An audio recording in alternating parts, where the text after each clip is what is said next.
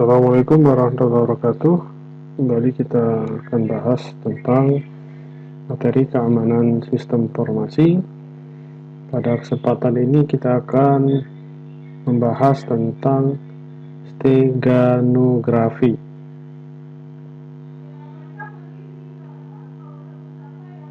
Di mana pengertian dari steganografi? Ya, keamanan suatu informasi saat ini telah menjadi satu kebutuhan yang sangat penting.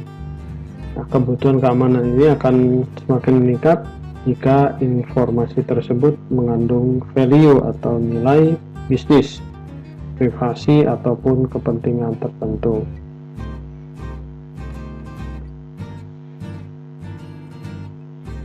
Terkait dengan steganografi, maka penyalahgunaan informasi atau dikenal dengan hacking dalam dunia maya internet semakin meningkat.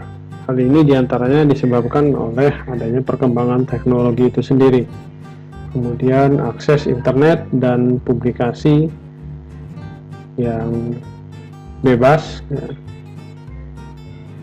kemudian metode pencurian informasi makin beragam dengan adanya publikasi, kemudian informasi-informasi berbasis internet. Nah, informasi tersebut harus dilindungi dari gangguan pihak-pihak yang tidak berkepentingan. Akses ini perlu dibatasi dan diproteksi. Nah, kemunculan itu muncullah dengan istilah steganografi yang merupakan satu keilmuan yang dari atas teknik atau seni yang menyembunyikan pesan rahasia, hiding message, tulisan rahasia atau covert writing, sehingga keberadaan pesan tadi tidak terdeteksi oleh orang lain kecuali si pengirim, si sender, dan penerima pesan, receiver tersebut. Jadi ini yang terkait dengan hal tersebut. Nah, asal mula dari steganos yang berasal dari bahasa Yunani, ya, diistilahkan dengan tersembunyi atau menyembunyikan, dan grafi menyatakan tulisan, sehingga secara lengkap bermakna tulisan yang disembunyikan. Terkait dengan steganografi. Nah, istilah terkait dengan ini disimpulkan apa itu steganografi. Secara umum bahwa dinyatakan sebagai teknik untuk menulis cepat yang menggantikan garis atau simbol, suara, gambar atau surat tertentu menggunakan tanda khusus yang lebih singkat seperti hieroglif, ya, tulisan rahasia. Ini dimana tulisan rahasia ini dicontohkan pada aksara Mesir kuno yang ditemukan di awal, yang diteliti, yang terdiri dari kombinasi elemen logograf dan alfabet. Adapun contoh dari metode-metode yang digunakan secara umum diantaranya terkait dengan steganografi adalah LSB, ya. Kemudian metode LSB ini, ya, menyembunyikan pesan pada media digital, ya. Kemudian ada algoritma dan transform, ya. Ini metode ini digunakan untuk menyembunyikan data dalam fungsi matematis, ya. Jadi ada angka-angka, ya, biasanya bit, ya, binary digit atau byte, ya. Nah, dengan angka-angka tersebut itu data disembunyikan. Kemudian redundant pattern encoding, ya. Di sini menggunakan metode gambar-gambar dengan pesan kecil, ya, pada gambar tersebut, ya. Jadi potongan-potongan gambar itu atau disisipkan gambar-gambar dari potongan gambar yang terkecil itu jadi satu kode, ya, yang nanti bisa dipecahkan kode tersebut, ya. kemudian berikutnya spread spectrum method. Ya, metode ini hampir sama dengan tadi, namun pesan yang digunakan ini diacak ya, melalui gambar-gambar yang sudah diacak ya,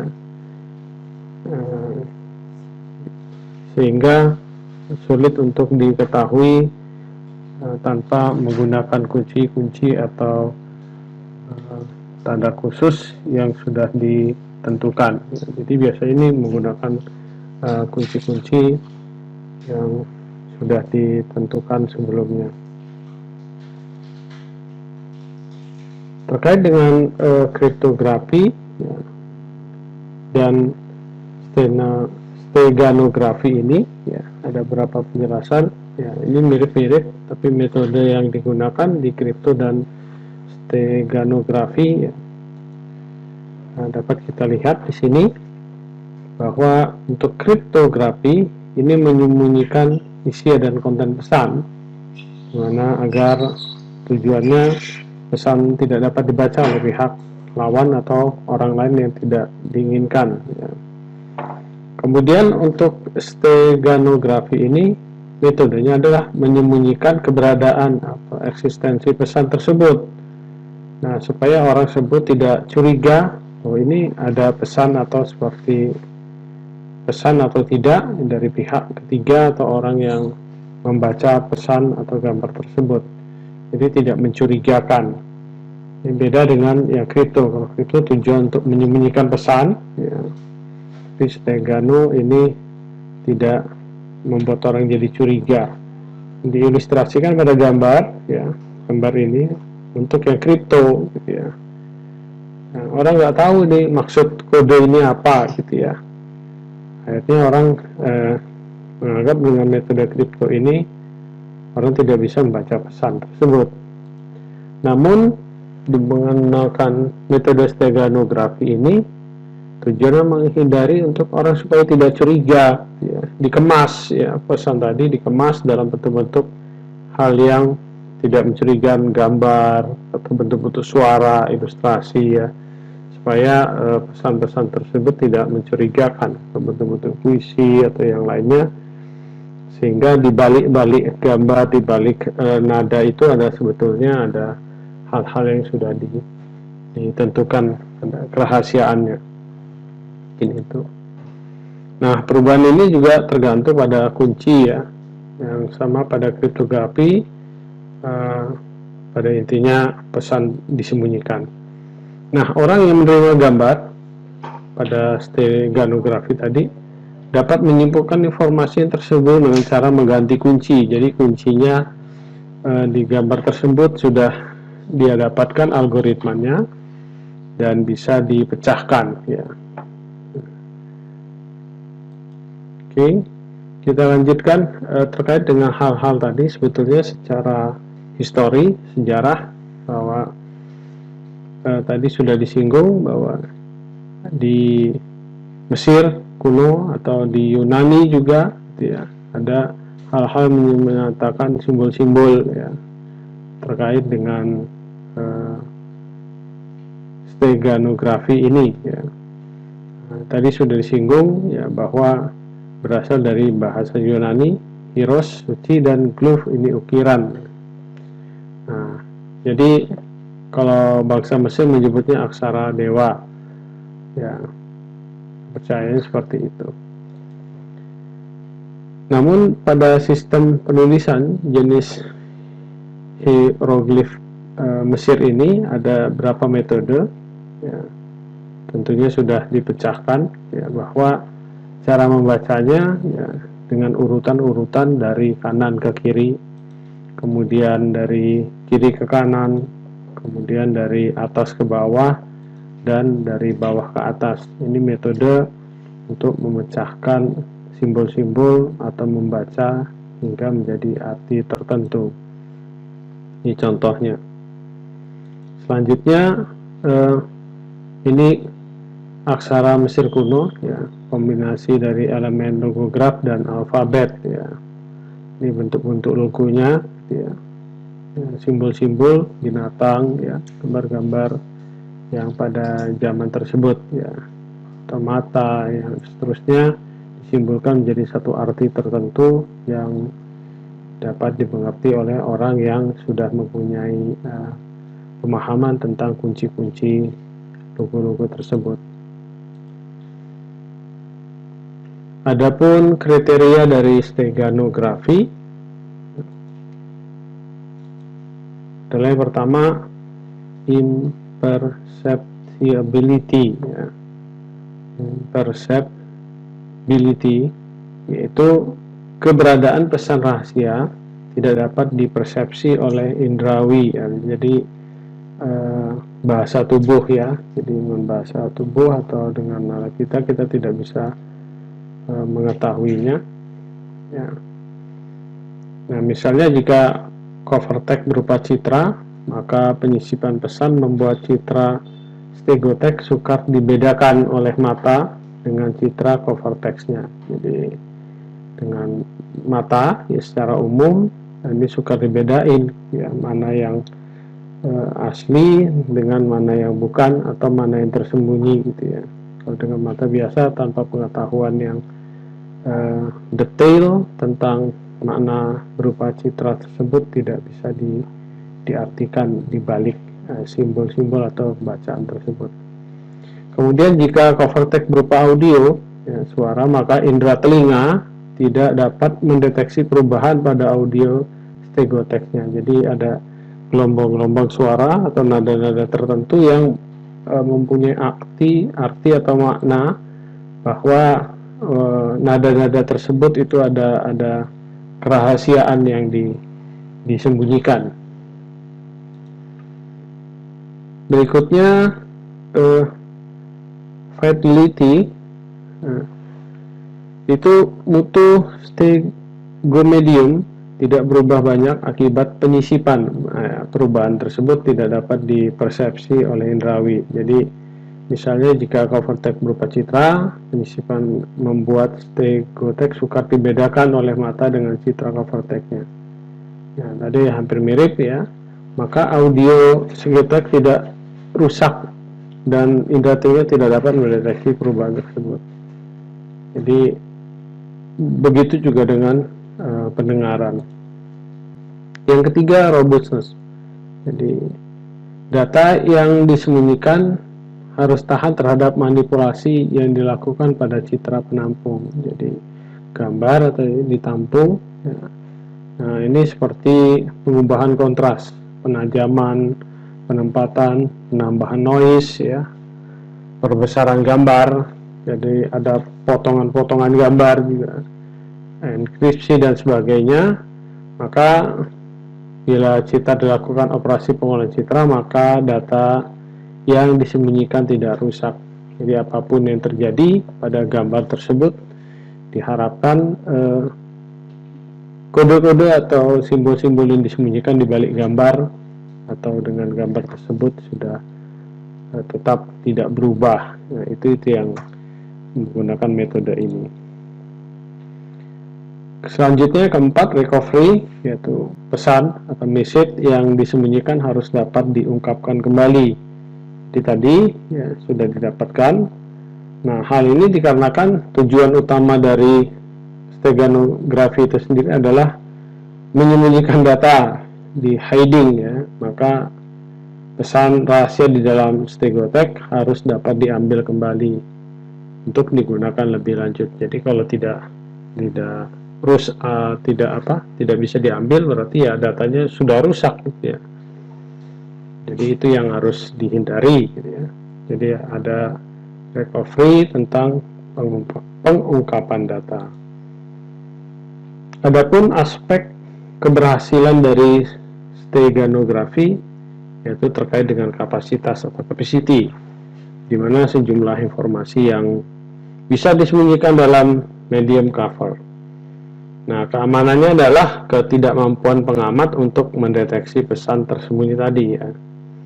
Dan ketahanan, ya, makna dari ketahanan adalah jumlah modifikasi medium stego yang dapat bertahan sebelum musuh atau orang lain merusak pesan tersebut, ya, disembunyikan. Biasanya ada batasan expire, ya.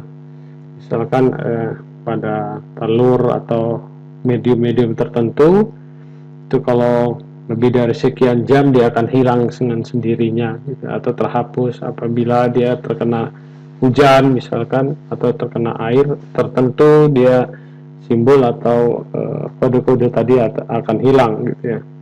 Atau sebaliknya, jadi akan terbaca, misalkan kita ingat waktu masih sekolah di SD, itu ada simbol kertas dituliskan dengan menggunakan zat lilin, kemudian dicelupkan ke air,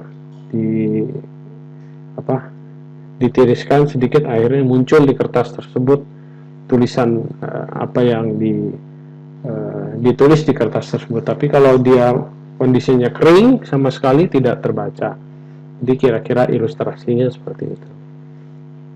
Kemudian masalah keamanan, security terkait dengan keberhasilan. Jadi keamanan dari sistem steganografi ini secara klasik ya terkait dengan sistem encodingnya, ya, dimana kita tahu bahwa teori informasi memungkinkan untuk bisa lebih spesifik pada apa yang dimasukkan dengan satu sistem agar benar-benar aman.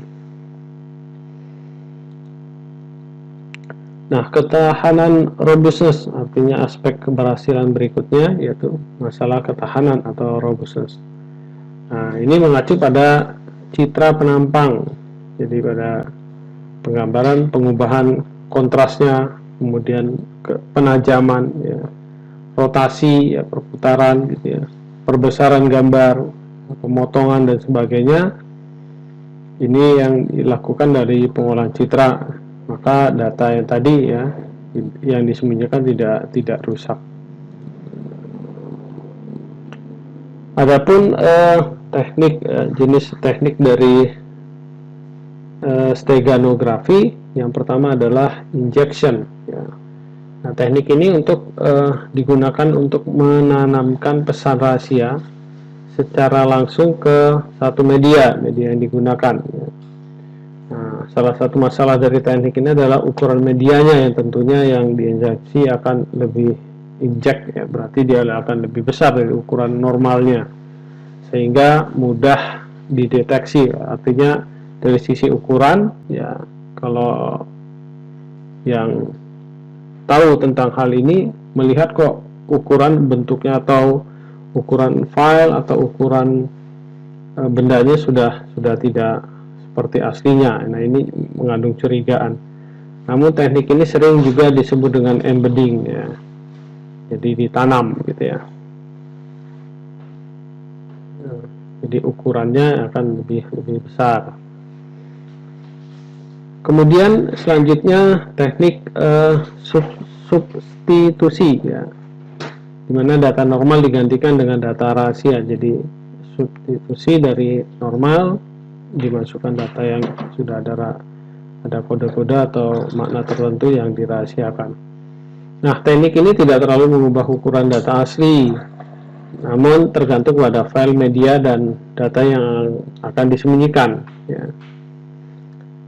Teknik ini bisa menurunkan kualitas median atau media yang ditumpangi, ya, ada kelemahannya gitu ya untuk teknik substitusi. Jadi medianya kualitasnya akan berkurang. Selanjutnya teknik untuk transformasi domain, ya. Nah, ini sedikit lebih efektif, ya, sangat efektif dibandingkan dengan sebelumnya. Pada dasarnya transformasi domain menyembunyikan data pada transform space, ya, pada transform space. Jadi space ukurannya itu akan lebih memungkinkan, ya, jadi lebih efektif. Selanjutnya split spectrum, ya. Teknik ini pentransmisi penggunaan pseudo, ya, pseudo noise code, ya.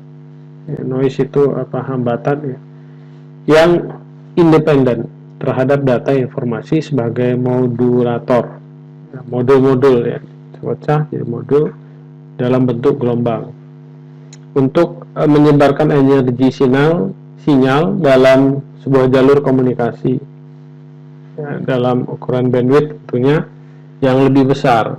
Jadi pada jalur sinyal komunikasi informasi, di mana oleh penerima sinyal yang dikumpulkan kembali menggunakan replika pseudo noise code tadi yang tersinkronisasi. Jadi sudah tersinkron, sudah disamakan bahwa data yang dikirim dengan yang diterima itu sama, ya. Tentunya melalui bandwidth yang lebih besar, ya, jalur komunikasi tadi. Ya, jadi si penerima ini akan mengumpulkan sinyal-sinyal tadi yang dikirim secara modular. Begitu modulnya lengkap, datanya terbaca, replikanya, dan disinkronisasi sesuai dengan aslinya. Selanjutnya, jenis teknik untuk steganografi ini adalah metode statistik, ya, statistical method, ya.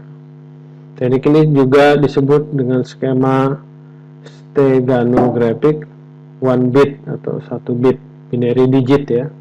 Nah, skema ini menanamkan 1 bit informasi pada media tumpangannya dan mengubah statistik walaupun hanya 1 bit, ya, BT, ya, 1 bit, ya, binary digit, ya. Perubahan statistik ini ditunjukkan dengan indikasi angka 1. Ya, kalau berubah, dan jika tidak ada perubahan, indikasinya angkanya 0, jadi tetap 0. Jadi kalau dia berubah jadi angka 1 itu ada perubahan, ya. Kalau angkanya berubah berarti sudah ada kode yang dirubah di sana, indikasi, ya. Nah, sistem ini bekerja berdasarkan kemampuan penerima dalam membedakan antara informasi yang dimodifikasi dan informasi yang belum. Ya, jadi akan kelihatan kalau jeli, oh ini 0, ini 1, mana yang aslinya 0, mana yang aslinya 1, mana yang dirubah, mana yang tidak. Ya, itu saja terkait dengan metode ini. Yang terakhir menjadi jenis teknik untuk steganografi, yaitu metode distortion, ya. Metode ini menciptakan perubahan distorsi, ya, atas benda yang ditumpangi oleh data rahasia. Jadi kalau bendanya ditumpangi akan ada perubahan, ya, karena yang ditumpangi adalah data yang berbeda, data rahasia. Selanjutnya, di akhir ini untuk jenis teknik adalah cover generation. Ya, metode ini lebih unik daripada metode lainnya dikarenakan cover objek dipilih untuk menyembunyikan pesan. Jadi covernya, ya, jadi objeknya adalah di cover. Ya, seorang di dalam, ini di covernya dia sembunyikan pesan tersebut. Adapun untuk implementasi metode teknik dari steganografi, yaitu yang pertama adalah dicontohkan dengan pesan atau teks, ya. Teks pesan dikirim melalui surat pembaca, surat kabar, di mana huruf awal setiap kalimat atau bisa berubah kata-kata, ya, yang bentuk pesan yang akan diberikan. Nah, ini biasanya dengan membuat puisi, ya, di mana huruf awal atau kata-kata tertentu dari baris yang dibentuk dengan pesan sesungguhnya. Jadi disembunyikan dengan kata-kata. Dicontohkan di sini, ya. Ini huruf awal semua, 1 kata atau 2 kata atau 3 kata dengan kunci-kunci tertentu, bahwa pengkodean atau kunci untuk membaca makna sesungguhnya dari kata-kata tersebut itu terletak di huruf depan dengan 2 kunci atau 3 kunci atau 1 sampai 3. Jadi nanti kalau kita perhatikan di sini, ini bentuk puisi, pandang awan di langit menggunakan ku di depannya dan seterusnya.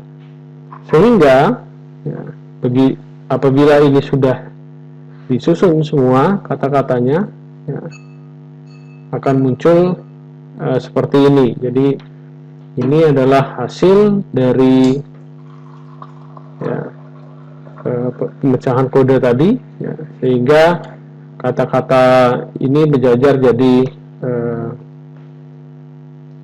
makna sesungguhnya, ya, dibalik dari susunan kata-kata tadi. Selanjutnya implementasinya menggunakan di zaman dahulu, ya mungkin sampai sekarang juga ada beberapa metode yang masih dipertahankan, ya, menggunakan kain sutra dan lilin, ya, dimana orang Cina kuno ini bisa menulis catatan pada potongan kecil, ya, kain sutra yang kemudian digumpalkan menjadi bola kecil dan dilapisi lilin. Nah, selanjutnya bola kecil tersebut ditelan oleh si pembawa pesan, ya, kemudian bola kecil dikeluarkan dari perut si pembawa pesan, kemudian dibersihkan, dibaca makna dari pesan itu. Itu teknik penggunaan di masa itu, ya. Kemudian implementasi lain dicontohkan melalui metode yang dilakukan oleh Giovanni Battista Porta, di mana beliau menyembunyikan pesan dalam telur rebus, ya. Nah, metode yang digunakan, pesan tulis di telur tersebut dibuat dari tinta khusus yang dibuat dengan 1 on tawas dan setengah liter cuka, ya. Kemudian tinta tersebut akan menembus kulit telur yang berpori tanpa meninggalkan jejak. Jadi setelah ditulis di kulit, yang di kulit hilang, dia akan tertinggal di dalamnya tulisan tersebut. Nah, tulisan dari tinta akan membekas pada permukaan isi telur tadi, ya, setelah mengeras karena sudah direbus sebelumnya. Jadi terbentuklah kulit telur tadi yang dalam rebusan tadi yang sudah ditulis dengan tinta khusus tadi, ya. Itu hingga terbaca seperti ini contohnya, ya. Jadi dibuang kulit telurnya, nah, hingga di dalam putih, ya, telur tersebut ada tulisannya. Mungkin itu dari materi sesi ini, semoga bermanfaat dan bisa dicari literatur lainnya sehingga jadi referensi kita bersama untuk memahami lebih dalam tentang teknik steganografi.